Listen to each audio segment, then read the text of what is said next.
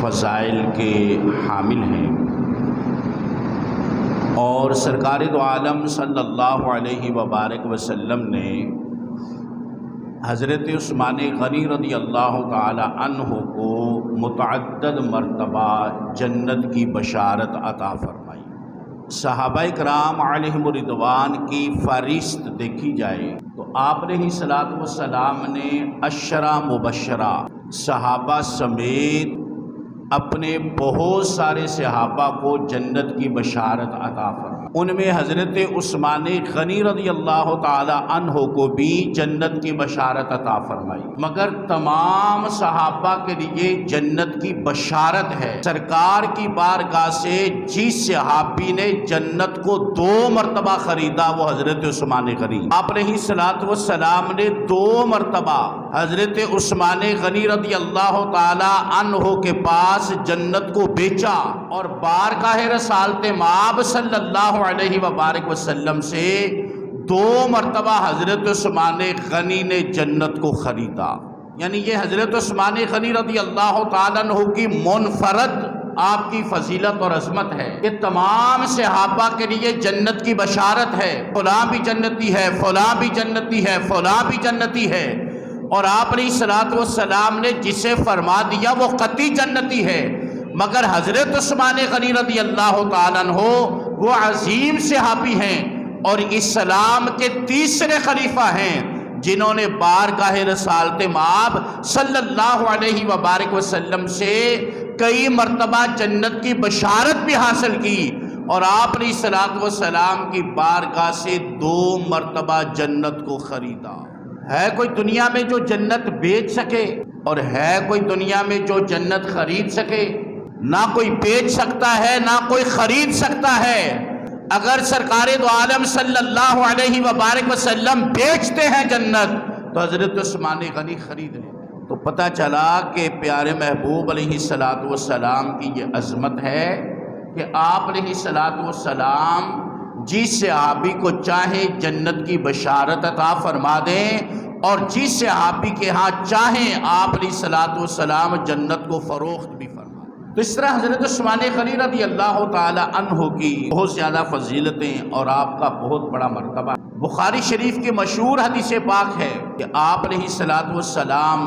احد کے پہاڑ پر تشریف فرما، پہاڑ کے اندر حرکت پیدا ہوئی، پہاڑ کے اندر زلزلہ آیا، حرکت پیدا ہوئی۔ اللہ کے پیارے محبوب علیہ الصلوۃ والسلام نے پہاڑ سے فرمایا کہ پہاڑ ساکن ہو جا،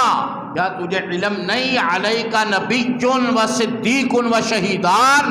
کیا تجھے یہ علم نہیں کہ تیرے اوپر اللہ کے نبی بھی جلوہ فرما ہیں، حضرت صدیق اکبر بھی جلوہ فرما ہیں، اور تیرے اوپر اسلام کے 2 شہید بھی جلوہ فرما۔ آپ علیہ الصلوۃ والسلام خود بھی جلوہ فرما ہیں، حضرت سیدنا صدیق اکبر رضی اللہ تعالیٰ عنہ بھی بارگاہ رسالت مآب میں حاضر ہیں، حضرت عمر فاروق رضی اللہ تعالیٰ عنہ بھی حاضر ہیں، حضرت عثمان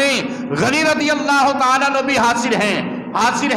آپ علیہ الصلوۃ والسلام نے پہاڑ سے فرمایا کہ پہاڑ ساکن ہو جا، تجھے اپنی قسمت پہ رشک آ رہا ہے، آج تو ایک نبی کے قدم چوم رہا ہے، اور نبی کی معیت میں ایک صدیق کے قدم چوم رہا ہے، اور نبی کی معیت میں اسلام کے 2 عظیم خلیفہ، اسلام کے 2 شہیدوں کے قدم چوم رہا ہے۔ وہ 2 شہید کون تھے؟ صدیق کون تھے؟ صدیق حضرت سیدنا صدیق اکبر تھے۔ اور شہیدان 2 شہید کون تھے؟ ان میں ایک حضرت عمر فاروق اور ایک حضرت عثمان غنی رضی اللہ عنہ۔ یہ 2 اسلام کے شہید موجود تھے۔ سرکار دو عالم صلی اللہ علیہ وبارک وسلم نے احد پہاڑ کو رکنے کا حکم دیا، اور قیامت تک یہ اعلان کر دیا، اے میری امت کے لوگوں، یہ مت سمجھنا کہ میں کچھ دیکھتا نہیں، بلکہ میری نگاہ تو اتنی بلند ہے، مجھے یہ بھی پتا ہے کہ میری امت کا کون سا فرد کہاں پر دنیا سے جائے گا، اور مجھے یہ بھی پتا ہے کہ میرے ساتھ پہاڑ پہ جو جلوہ فرما ہے، میرے ساتھ ایک صدیق ہے، 2 شہید ہیں، انہیں دین اسلام کی حفاظت کے بدلے میں شہید کر دیا جائے گا، اور یہ میرے خلفاء اسلام کے لیے ڈٹ کر کھڑے ہوں گے، اور یہ عالم کفر کی آنکھوں میں آنکھیں ڈال کر بات کریں گے، یہ قطعی طور پر ان کا قدم اسلام کی حفاظت سے پیچھے نہیں ہٹے گا، یہاں تک کہ خالق کائنات جل وعلا انہیں شہادت کا منصب عطا فرمائے گا۔ تو حضرت عثمان غنی رضی اللہ تعالیٰ عنہ آپ شہید ہیں، شہید مدینہ ہیں۔ 40 دن آپ کے گھر کا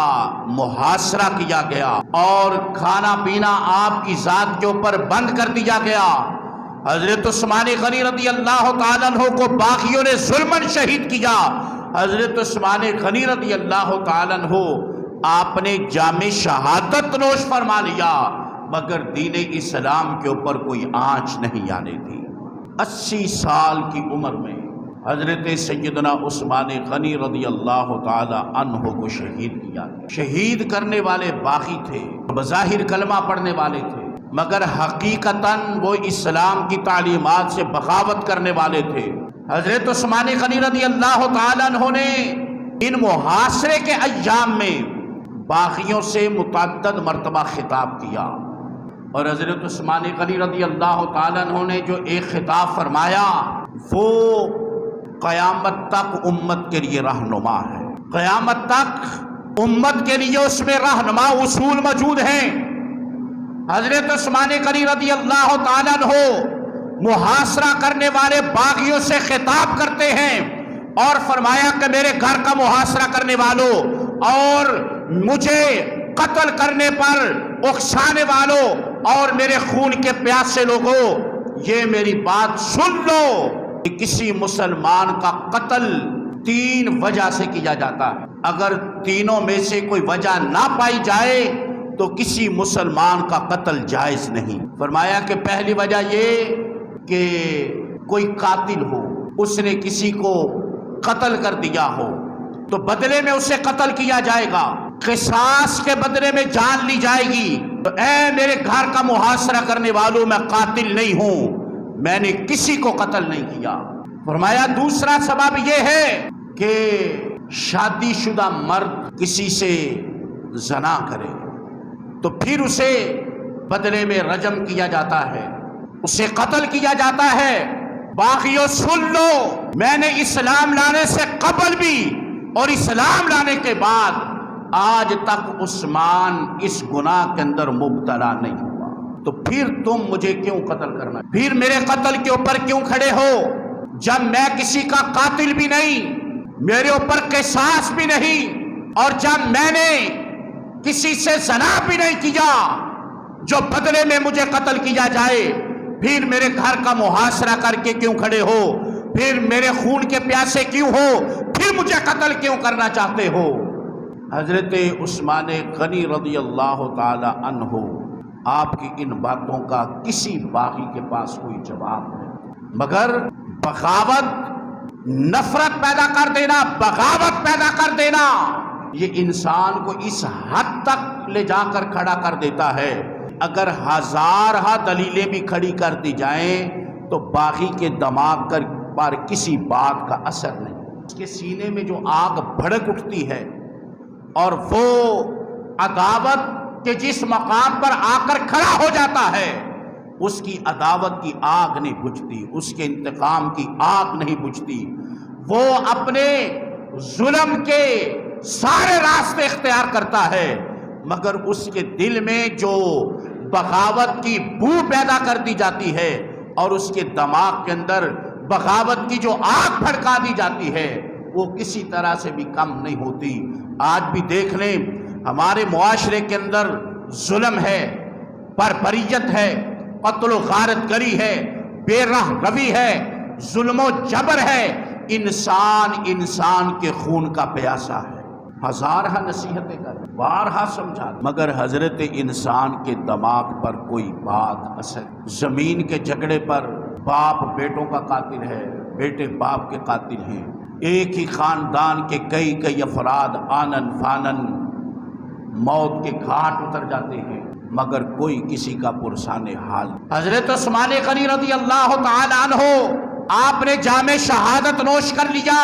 باغیوں کا 40 دن محاصرہ آپ نے برداشت کر لیا، مگر آپ نے کسی کو بغاوت پر نہیں اکسایا، آپ نے کسی کو بھی باقیوں کے ساتھ لڑنے کے لیے، لڑائی جھگڑے کے لیے حضرت عثمان غنی رضی اللہ تعالیٰ عنہ نے کسی کو نہیں اکسایا، اور فرماتے کہ یہ مدینہ الرسول ہے، یہاں پر میرے آقا آرام فرما ہے، میں نہیں چاہتا کہ مدینے کی سرزمین پہ شور شرابہ برپا ہو، یہاں پہ کوئی قتل و غارت گری ہو، یہاں پر کوئی خون خرابہ ہو۔ میں شہر مدینہ کے تقدس کے پیش نظر یہاں پر کوئی خون خرابہ، لڑائی جھگڑا نہیں چاہتا۔ آپ نے 40 دن کا محاصرہ، بھوک اور پیاس کو بھی برداشت کیا، اور حضرت عثمان غنی رضی اللہ تعالیٰ عنہ نے جام شہادت بھی نوش کر لیا، مگر شہر مدینہ کے تقدس کو پامال نہیں، شہر مدینہ کے تقدس کو، ادب و احترام کو، اس کی اہمیت کو پیش نظر رکھا۔ تو یہ حضرت عثمان غنی رضی اللہ تعالیٰ عنہ آپ کی زندگی کا یہ روشن باب ہے کہ مسلمان حکمرانوں پر لازم ہے وہ اپنے ذاتی مفادات سے بالا تر ہو کر اپنی عوام کے بارے میں، اگر وہ اپنے مفادات کو پیش نظر رکھ کر سوچیں گے، پھر لڑائی جھگڑا ہوگا، خون خرابہ ہوگا، افراتفری پیدا ہوگی، اور ملک کے اندر عدم استحکام پیدا ہوگا۔ اور جب حکمران اپنے فوائد یا اپنی باتوں کو برائے طاق رکھ کے، اپنی ذات کو نظر انداز کر کے، اپنی ذات کی نفی کر کے اپنے عوام کے بارے میں سوچے گا کہ اللہ نے مجھے ان پہ حکمران بنایا ہے، میں اللہ کی بارگاہ میں جواب دہ ہوں، پھر ایسے حکمران کی اللہ تعالیٰ دست غیب سے مدد بھی فرمائے، اس کی مدد بھی شامل حال ہو۔ اور اگر ہر جگہ پہ اپنی ذات کو آگے رکھا جائے تو اللہ تعالیٰ خیر اور برکت کو، آج پوری دنیا کے اندر افراتفری ہے،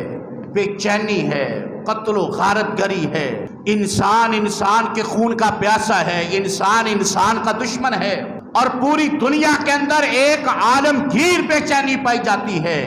اس ساری بے چینی کی وجہ ذاتی مفادات ہے، ذاتی مفادات کی آگ میں انسان آ کے نکل چکا ہے کہ اس نے اللہ تبارک و تعالیٰ کی اس زمین کے سینے کو اپنے مفادات کی آگ کے اندر بھڑکا رکھا۔ حضرت عثمان غنی رضی اللہ تعالیٰ عنہ جہاں پر آپ کے بہت سارے اعزازات ہیں، وہاں پر ایک بہت بڑا اعزاز آپ کا جامع القرآن ہونا ہے، قرآن پاک کو جمع کرنا ہے۔ حضرت عثمان غنی رضی اللہ تعالیٰ عنہ نے قرآن پاک کو جمع کیا، اسے ترتیب دیا۔ جب آپ نے دیکھا کہ حفاظ کرام دنیا سے جا رہے ہیں اور رفتہ رفتہ قرآن پاک یہ سینوں سے اٹھ نہ جائے اور امت کے اندر قرآن پاک کے بارے میں کوئی غلط فہمی نہ پیدا ہو جائے، حضرت عثمان غنی رضی اللہ تعالی عنہ نے اپنی نگرانی میں قرآن پاک کو جمع کرنے کا کام کیا۔ اور حضرت عثمان غنی رضی اللہ تعالی عنہ آپ نے امت پر احسان کیا کہ آپ نے اپنی حیات ظاہری میں قرآن پاک کو جمع فرما دی۔ اب جامع القرآن ہے، قرآن پاک کو جمع کرنے کا اعزاز حضرت عثمان غنی رضی اللہ تعالیٰ عنہ کو حاصل ہے۔ آج پوری دنیا کے اندر قرآن پاک موجود ہے، قرآن پاک کو جمع کرنے کا اعزاز حضرت عثمان غنی رضی اللہ تعالیٰ عنہ کو جاتا ہے۔ آپ نے محنت کی، قرآن پاک کو جمع کیا، جس کا نتیجہ یہ ہے کہ آج امت کے پاس قرآن پاک صحیح حالت میں موجود ہے، اور ساری امت رب کریم ذوالجلال کے قرآن کی تلاوت کرتی ہے۔ اور اللہ کے پیارے محبوب علیہ الصلوۃ والسلام نے فرمایا خیرکم من تعلم القرآن وعلمہ، اے میری امت کے لوگوں، تم میں سے بہترین شخص وہ ہے اللہ کے قرآن کو پڑھاتا ہے اور اللہ کے قرآن کو سیکھتا ہے۔ بہترین فرد وہ ہے جو قرآن پاک پڑھنے والا ہو یا قرآن پاک سیکھنے والا ہو۔ امت کے لیے یہ اعزاز ہونا چاہیے، ہر امتی کے اوپر یہ لازم ہے وہ قرآن پاک سکھانے والا ہو یا قرآن پاک سیکھنے والا۔ اگر ہم نہ قرآن سکھانے والے ہیں اور نہ قرآن سیکھنے والے ہیں تو پھر ہم بد نصیب ہیں، ہم برکت اور خیر سے خالی ہیں۔ اگر امت آج بھی یا قرآن سکھانے والی بن جائے یا قرآن سیکھنے والی بن جائے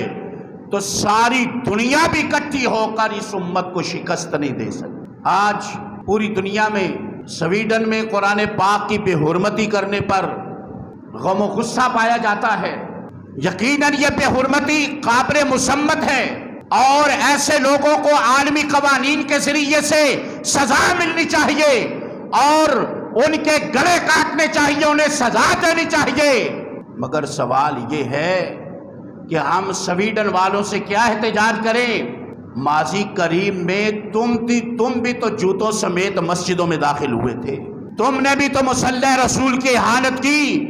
تم بھی تو قرآن پاک پڑھانے والے حفاظ قرآن کو تراویح پڑھانے والوں کو مصلوں سے اٹھا کر حالت نماز میں اٹھا کر لے گئے، تم خطابات کرتے ہوئے علماء کو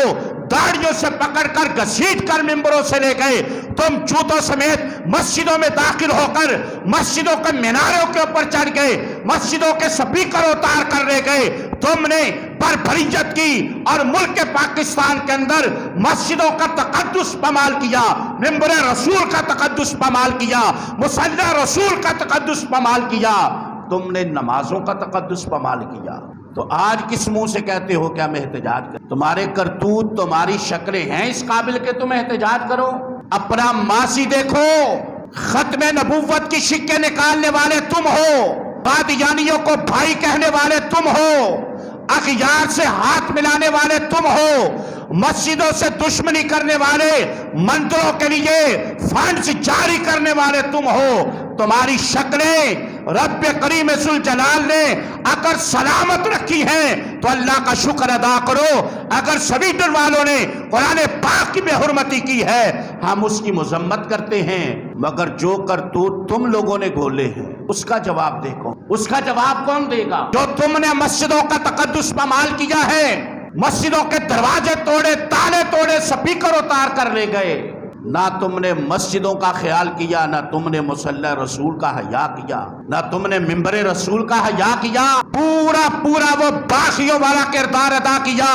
جن باغیوں کو حضرت عثمان غنی رضی اللہ تعالیٰ عنہ نے خطابات کیے اور انہیں بتایا کہ باغیوں، میری اسلام کے اندر یہ بھی فضیلت ہے، اللہ کے محبوب علیہ السلام نے مجھے فلاں عظمت بھی عطا کی ہے، فلاں مرتبہ بھی عطا کیا ہے، مجھے فلاں مقام بھی حاصل ہے، اسلام کے اندر مجھے فلاں عزت بھی حاصل ہے، مگر باغیوں نے کسی بات کو نہیں سنا۔ 80 سال کی عمر میں حضرت عثمان غنی رضی اللہ تعالیٰ عنہ کو شہید کیا گیا۔ ہم بھی ملک پاکستان کے مختلف ادوار کے سیاستدانوں سے کہتے رہے کہ مسجدوں کا تقدس بحال رکھو، مسجدوں کا ادب و احترام بحال رکھو۔ ملک پاکستان کے اندر وہ عناصر جنہوں نے متعدد مرتبہ قرآن پاک کی بے حرمتی کی ہے، ناموس رسالت پر حملے کیے ہیں، انہیں کیفر کردار تک پہنچاؤ، مگر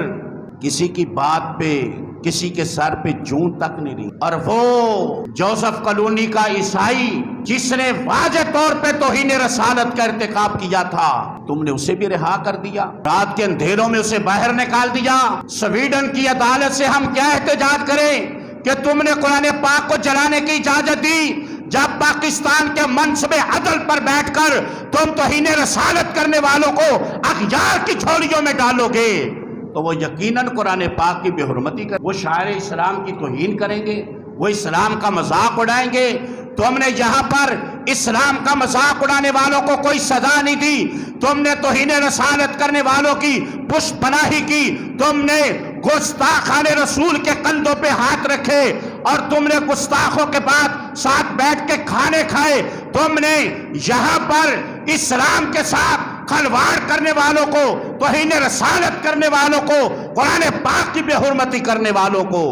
اپنے جہاد فراہم کر کے رات کے اندھیروں میں نکالا۔ ہمیں تو شکوہ تم سے بھی ہے، اغیار سے کیا کہیں؟ اگر اغیار کی آج یہ ہمت ہے تو تمہارے اپنے کرتوتوں کی وجہ سے ہے۔ یہاں پہ بیٹھے ہوئے جج پیسہ دے جو مرضی کروا لے، وہ اغیار تو کہتے ہیں کہ یہ پاکستان کے جج یہ کرائے کے کتے ہیں، ان سے جو چاہے یہ کروا لیں۔ جب تمہارا اپنا منصب پاکستان کے منصب عدل پر بیٹھ کر تم توہین رسالت کرنے والوں کو اغیار کی جھولیوں میں ڈالو گے، قادیانیوں کو بھائی کہنے والے، تمہارے کرتوت، تمہاری شکلیں ہیں اس قابل کہ تم احتجاج کرو، تو ساری دنیا بھی اکٹھی ہو کر اس امت کو شکست نہیں دے سکتی۔ آج پوری دنیا میں سویڈن میں قرآن پاک کی بے حرمتی کرنے پر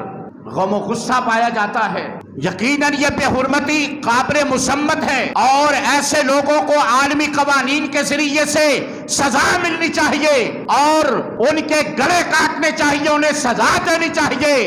مگر سوال یہ ہے کہ ہم سویڈن والوں سے کیا احتجاج کریں؟ ماضی قریب میں تم بھی تو جوتوں سمیت مسجدوں میں داخل ہوئے تھے، تم نے بھی تو مصلی رسول کی اہانت کی، تم بھی تو قرآن پاک پڑھانے والے حفاظ قرآن کو تراویح پڑھانے والوں کو مصلوں سے اٹھا کر حالت نماز میں اٹھا کر لے گئے، تم خطابات کرتے ہوئے علماء کو داڑھیوں سے پکڑ کر گھسیٹ کر ممبروں سے لے گئے، تم جوتوں سمیت مسجدوں میں داخل ہو کر مسجدوں کے میناروں کے اوپر چڑھ گئے، مسجدوں کے سپیکر اتار کر لے گئے، تم نے بربریت کی اور ملک پاکستان کے اندر مسجدوں کا تقدس پامال کیا، ممبر رسول کا تقدس پامال کیا، مصلی رسول کا تقدس پامال کیا، تم نے نمازوں کا تقدس پامال کیا۔ تو آج کس منہ سے کہتے ہو کہ ہم احتجاج؟ تمہارے کرتوت، تمہاری شکلیں ہیں اس قابل کہ تم احتجاج کرو؟ اپنا ماضی دیکھو،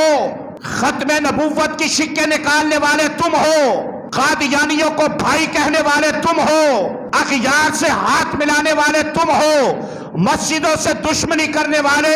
مندروں کے لیے فنڈز جاری کرنے والے تم ہو۔ تمہاری شکلیں رب کریم ذوالجلال نے